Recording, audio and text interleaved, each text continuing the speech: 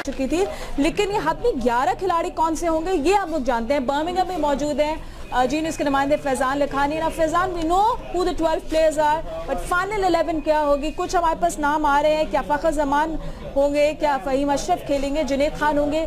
Give us all the details. देखिए जी, इस वक्त तक पाकिस्तान टीम ग्राउंड पर पहुंची नहीं है। मेरी कुछ देर पहले पाकिस्तान टीम मैनेजमेंट से बात हुई थी, उन्होंने कहा था कि विकेट टेक कर ही फैसला करेंगे, लेकिन इम्कान यही है कि शादाब खान को तरजीह दी जाए फ़हीम अशरफ पर, क्योंकि ये वही विकेट है जिस पर पहले भी 2 मैचेस हो चुके हैं। तो वेदर की वजह से नया विकेट सही तरह प्रिपेयर नहीं हो सका, तो इसी विकेट पर मैच होगा और साउथ अफ्रीका को पाकिस्तान स्पिनर में ज्यादा हैंडल कर सकता है बनस्बत फास्ट बॉलर। तो लेग स्पिन का ऑप्शन पाकिस्तान यूज करेगा।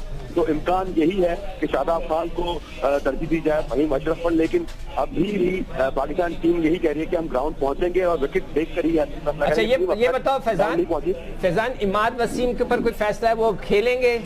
मकसद है कि वो पक्के प्लेयर हैं इस वक्त। देखिए जी, इमाद पर बिल्कुल यही लग रहा है कि उनको खिलाया जाएगा। तो कोच विकी आर्थर काफी ट्रस्ट करते हैं इमाद वसीम पर, तो उनको तो अभी फिलहाल ड्रॉप करने का इम्कान नजर नहीं आ रहा। बैटिंग हासिल है कोच की। प्रेस कॉन्फ्रेंस में भी जब कोच से सवाल हुए थे इमाद वसीम के हवाले से, तो वो यही कह रहे थे कि हमारे प्लान का हिस्सा था, उनको एक रोल प्ले करना था। अनफॉर्चुनेटली वो रोल उस तरह से एग्जीक्यूट नहीं कर सके जो उनका प्लान था, बट उनको भी ड्रॉप करने के हवाले से कोई ऐसी इत्तला सामने नहीं आ रही। अहमद शहजाद फ़खर जमान को जो ऑलरेडी 12 मैन स्क्वाड शामिल किया गया, उसमें अहमद शहजाद को ड्रॉप कर दिया गया। फ़खर जमान उनकी जगह होंगे। फ़खर आज इनिंग्स का आगाज करेंगे अजहर अली के साथ। और बैटिंग ऑर्डर में भी ज्यादा तब्दीली के इम्कान नहीं। कल सरफराज अहमद से जब हमारी बात हो रही थी तो वो भी यही कह रहे थे कि जो एक कॉम्बिनेशन बैटिंग ऑर्डर का बना हुआ था, बाबर आजम तीसरे नंबर पर, हाफिज चौथे नंबर पर, इस तरह का ही बैटिंग कॉम्बिनेशन लेकर ही मैदान में उतरेंगे आज भी। ठीक है, बहुत शुक्रिया फैजान। जब मैच के टाइम जब करीब आएगा हम आपसे अपडेट्स लेते रहेंगे। तो सिको एक्चुअली जो हम लोग बात कर रहे थे, this is going to be interesting. ये जो टीम हम आपको बता रहे हैं, ये तो कल जो सरफराज अहमद ने बताई थी, so Ahmed Shehzad was not part of it.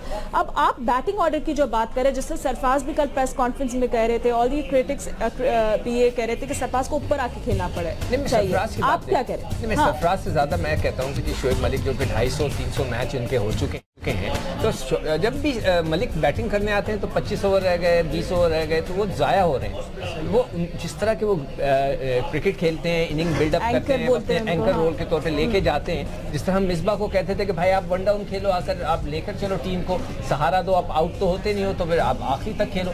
तो यही चीज़ मलिक को करनी चाहिए। तो मेरे जहन में ये ख्याल था जो आउट ऑफ द बॉक्स। मैं वैसे तो कोशिश करूंगा बॉक्स में रहूं। पाकिस्तान टीम जब भी आउट ऑफ द बॉक्स सोचती है, कुछ ना कुछ गड़बड़ कर देती है, तो आउट ऑफ द बॉक्स आप वन डाउन उसको करें, चौथा आप बाबर को लाएं, पांचवा आप जो है हफीज़ को ले आएं, और मेक श्योर के जो मलिक से ये इंस्ट्रक्शन होनी चाहिए, उसका जो जॉब होना चाहिए कि वो खेले, लंबा खेले, आखिरी ओवर तक खेले, ताकि बाद में जाके वो लंबे लंबे हिटें मार सके।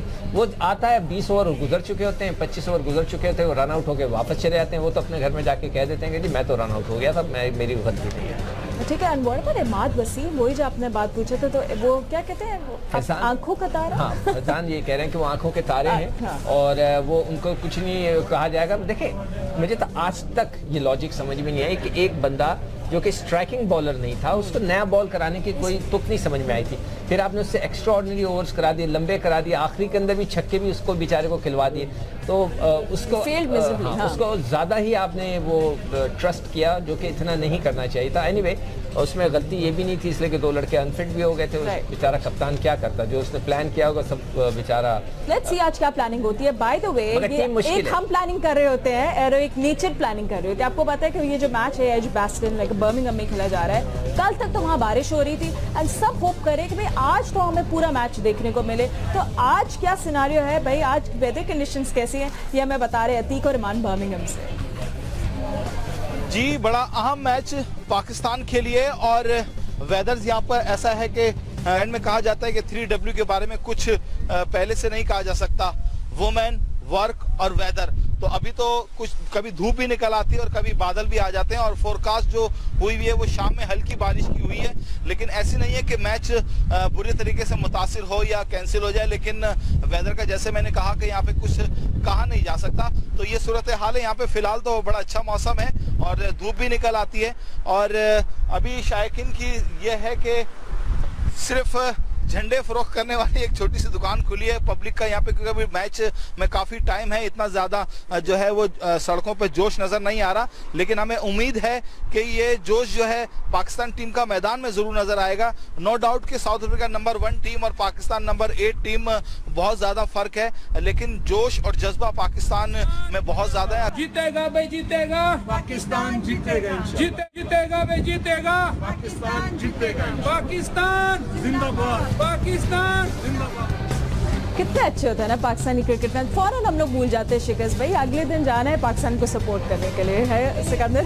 देखो हाँ। ये तो क्रिकेट का गेम है ना, एक It's easier said than done, वो दिल मगर पे दुखता है। इंडिया से जो मैच होता है वो बड़ा स्पेशल हो जाता है, वो टाकरा हो जाता है। ठीक है, वो आलिया रशीद ने भी हमें ज्वाइन किया है। आलिया, आप भी बर्मिंघम में हैं, व्हाट्स आपके पास क्या अपडेट है कि अब कौन होगा प्लेइंग 11 में?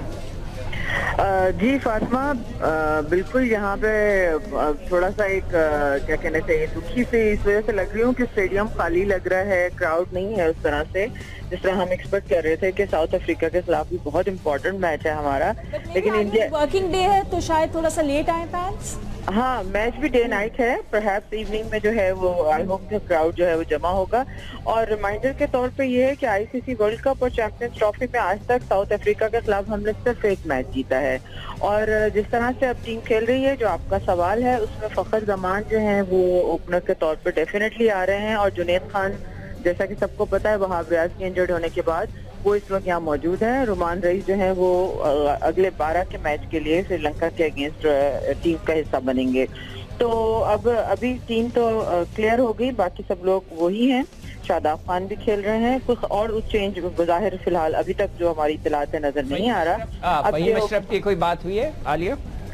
फहीम अशरफ के हवाले से सिकंदर ये है कि चूंकि एक तजुर्बे की कमी और दूसरा ये कि सबके एक कॉमन राय यहाँ पे ये पाई जाती है प्लेयर्स में भी और ऑफिशियल्स में भी कि एक इनिंग्स खेलना जज्बे के साथ एक और चीज़ है और वार्म अप मैच में। और चूंकि वो बॉलर इतने अच्छे नहीं हैं, अभी इतने मैच्योर नहीं है कि उनको साउथ अफ्रीका या ये जो 3 इम्पोर्टेंट मैचेस हैं इसमें डाला जाए। तो उससे पूछा नहीं आपने कि आपने उनको सेलेक्ट क्यों किया?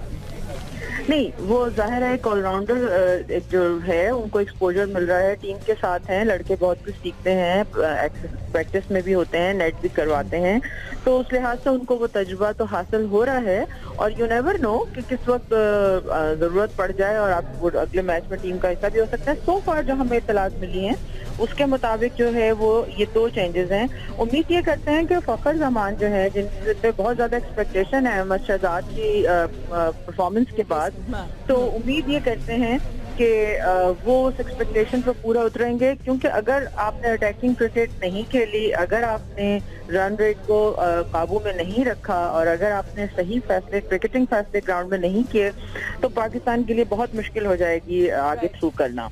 ठीक है Sikandar, what do you think? I know that you know कि हम लोग out of the box and inside the box और ये सब जब बातें कर रहे हैं, तो क्या होगा फहीम अशरफ साहब? डू यू थिंक वो इंग्लैंड की शॉपिंग करके वापस आ जाएंगे? Because I don't. उसको जो खिलाना था वो वेस्ट इंडीज में खिलाना था। हाँ, मतलब वो तो बड़ी ज्यादती कर गए ना। मतलब हमारे जो मिकी आर्थर साहब थे या सरफराज थे, अब तो मैं सरफराज को भी थोड़ा सा मुझे क्रिटिसाइज करना पड़ेगा, उनकी जो हैंडलिंग थी टीम की इतनी मजेदार नहीं रही।